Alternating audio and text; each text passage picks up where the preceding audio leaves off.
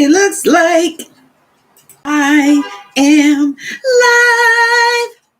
Thank you so much for joining me. This is Tammy Morrison, and I am here.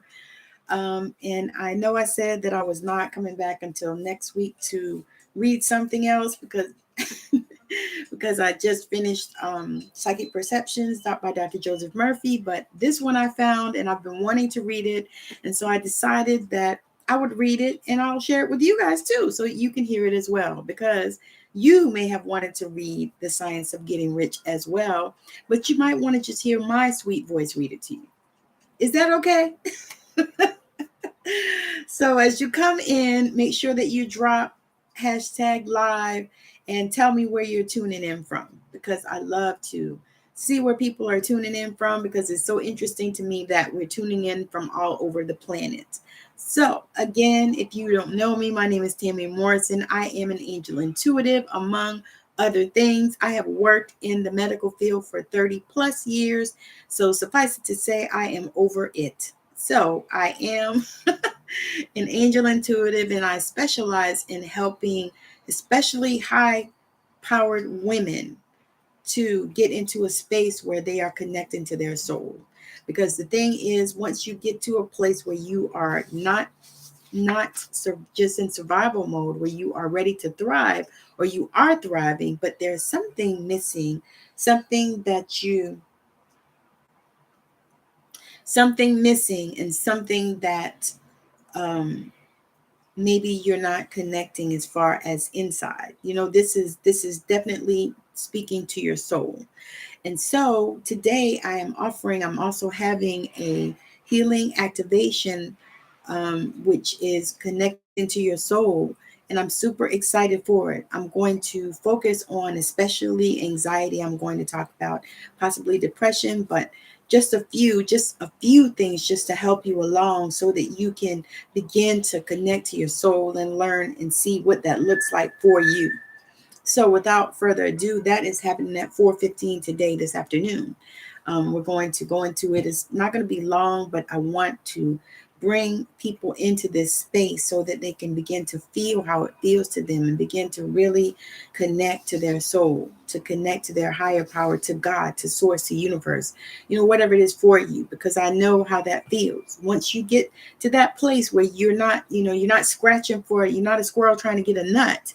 You're not scratching, trying to get, put together a meal, but you are at a place where, you have the things that you need, and you have most things that you desire, but there's something that is missing, and is the connection to your soul. Allowing yourself to connect to God in a way that maybe you've never connected in the past. And this is not about religion. This is not about, who your master is, who you serve. This is not about any of that. This is connecting to your soul, to your God source, to your God consciousness, your Christ consciousness, in a way that maybe you've not connected before. Because I'm going to say, I went to church all my life. I've been in leadership in ministries in the past. And so it's not about that. That has nothing to do with that. This is a whole another level of connecting to Christ consciousness, to God, and also being able to co-create healing that you need in your bodies, because that's what we need.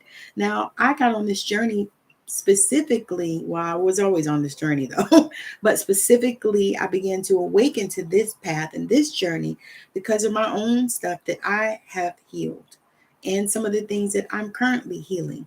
I mean, it's amazing that we can do that once we connect to our soul.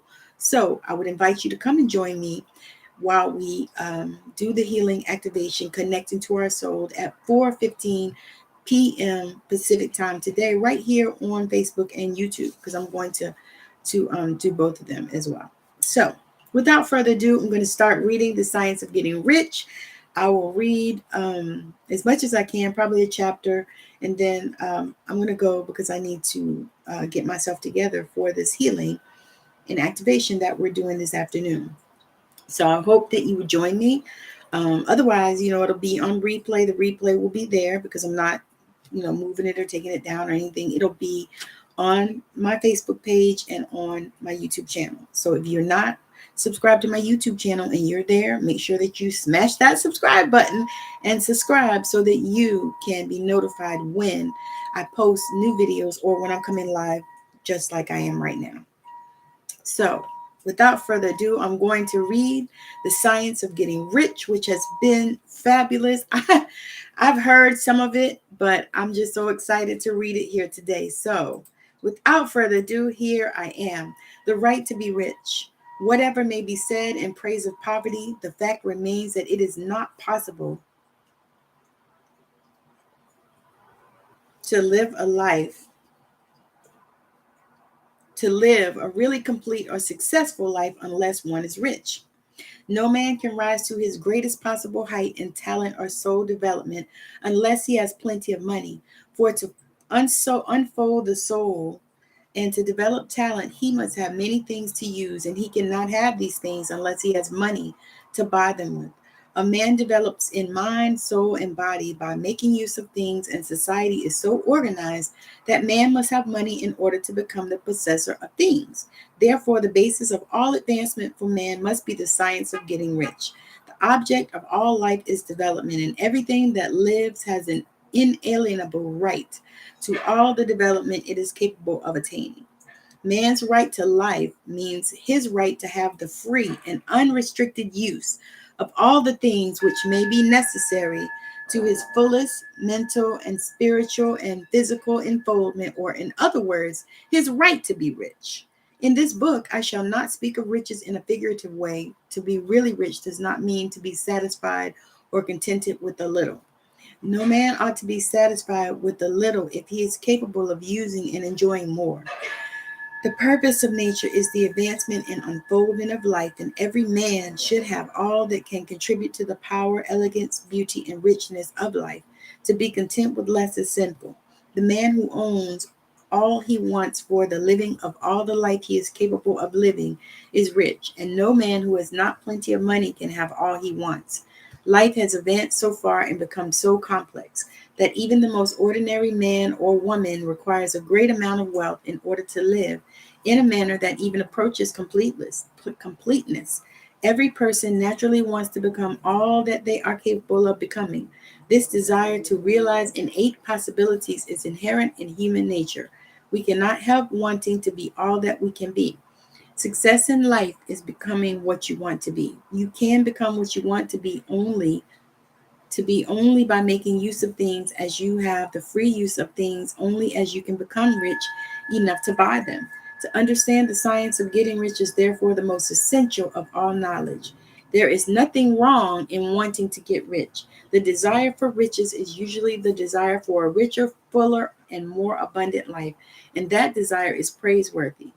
The man who does not desire to live more abundantly is abnormal. So the man who does not desire to have money enough to buy all he wants is abnormal. There are three motives for which we live. We live for the body, we live for the mind, we live for the soul.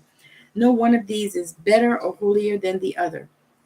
All are alike desirable, and no one of the three, body, mind, or soul, can live fully if either of the others is cut short or full of life and expression. It is not right or noble to live only for the soul and deny mind or body, and it is wrong to live for the intellect or deny body or soul. We are all acquainted with the loathsome consequence of living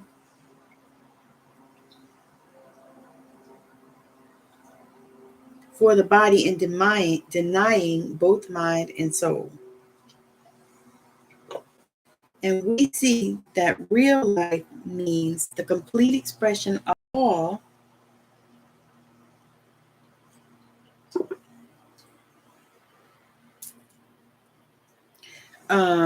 whatever. Where am I at? We are all acquainted with the loathsome consequences of living for the body and denying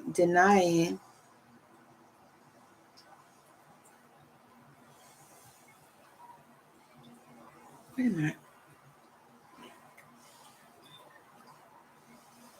Both mind and soul, and we see that real life means the complete expression of all that man can give forth through mind and soul, whatever he can say.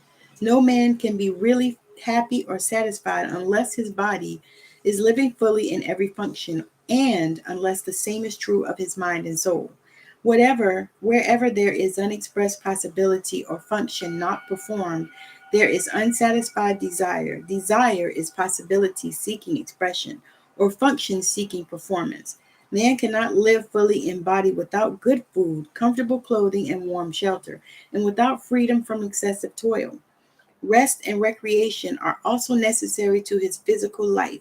He cannot live fully in mind without books and time to study them, without opportunity for travel and observation, or without intellectual companionship.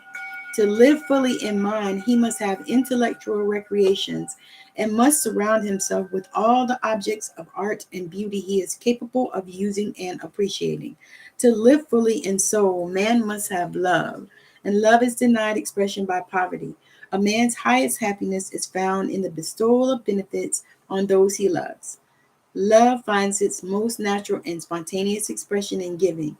The man who has nothing to give cannot fill his place as a father, husband, as a citizen, or as a man. It is in the use of material things that a man finds full life for his body, develops his mind, and unfolds his soul. It is therefore of supreme importance to him that he should be rich. It is perfectly right that you should desire to be rich. If you are a normal man or woman, you cannot help doing so. It is perfectly right that you should give your best attention to the science of getting rich, for it is the noblest and most necessary of all studies. If you neglect this study, you are derelict in your duty to yourself, to God, and humanity. But you can render to God and humanity no greater service than to make the most of yourself. There is science. There is a science of getting rich, and it is an exact science like algebra or arithmetic.